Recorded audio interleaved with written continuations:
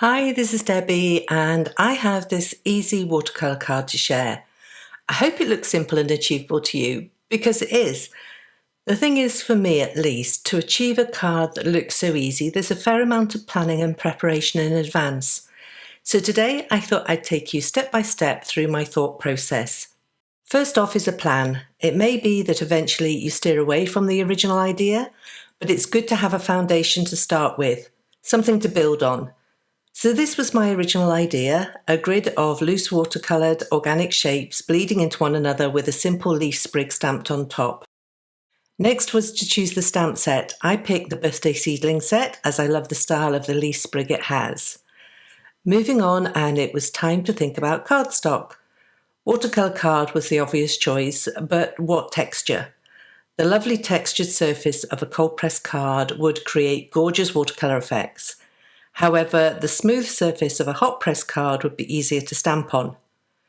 I chose the cold press card and was banking on stamping the leaves a few times with the misti later on to get a good impression. Nature-inspired cards always look good on craft card base, and so I cut and scored a base from Neenah Desert Storm card and then trimmed the watercolour card to be just smaller than the card base, although I knew there was a fair chance I would cut the panel down further later on. Although I wanted a loose organic look, I still did want something put together, and as I'm challenged at keeping things straight and ordered, I drew a grid in pencil to guide me as to where each rectangle of watercolour would sit. To ensure the pencil lines wouldn't be visible once I'd painted, I lightened them with a kneaded eraser so that they were faint, but still there as a guide. The next step was to choose a paint colour. Gosh, we're up to step 6 already. I love indigo, especially when paired with botanical images. Straight out of the tube, watercolours have intense colour. In this case with indigo, they are almost black. But as you wash the paint off the brush lightly in water and then paint a stripe again, you see the lovely blue tones come through, and hopefully this demonstrates and helps, because I was asked by one viewer to show the mixing, dilutions and toning of my colour palette. So here you can see how the paper acts as the white. As the paint gets more and more dilute, the colour lightens and becomes the palest of blues. Having covered dilutions, next up was thinking about how to tone the indigo to my preferred colour palette. And this is where colour theory comes in. I have a class on colour theory over at Online Card Classes if you want to check that out. Here I've mixed the 3 primary colours of red, yellow and blue to create a circle of 12 colours, but the possibilities are infinite. The thing to note for today is that the colour directly opposite on the colour wheel is called the complementary colour, and when those 2 colours are mixed they create a neutral, but when tiny amounts are added of one colour to the other, then the colour is just knocked back a bit. This is mainly how I get the muted colour scheme that I love. Indigo is a blue and the opposite colour is orange, and so I mixed a tiny amount of transparent red oxide, which is a lovely rich orange, into the indigo. The hue changes from a brighter blue to a smoky blue depending on how much orange you add. I mixed up 3 wells in my palette with my chosen muted colour, full strength, mid-strength and then quite diluted. All this planning has finally led to the point that I set off and painted the rectangles.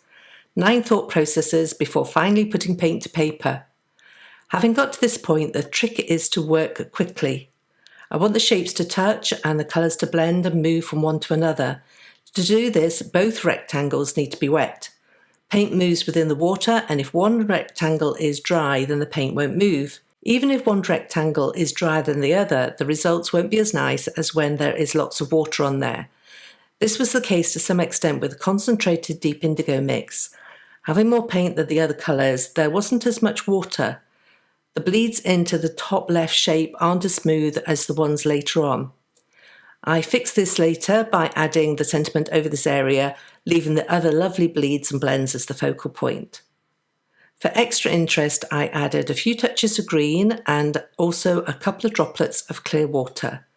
The green blends in beautifully and the water creates little highlight areas in the stronger colour mixes. I left the panel to dry and then erased the pencil lines before placing the card in the mini misti. I lined a couple of the leaf sprigs from the birthday seedling set and stamped them in VersaFine Clair Nocturne ink. I stamped them 3 times to ensure a good impression on the textured surface. I added just a touch of black splatter to suit the moody look and then trim the panel to have an equal border around each edge before adding foam adhesive to the back and adhering it to the card base. I added a simple sentiment with a Tim Holtz Dymo inspired label and called it done. So there you go, the step-by-step thought processes that went into producing a simple card. I find though that planning things out and being prepared results in a better outcome and makes things look easy. I'll leave links to all the products I've used today. I want to thank you for popping by and hope you'll call by for my next video. You can always click the subscribe button to make sure you don't miss anything. Thanks, and I'll see you next time.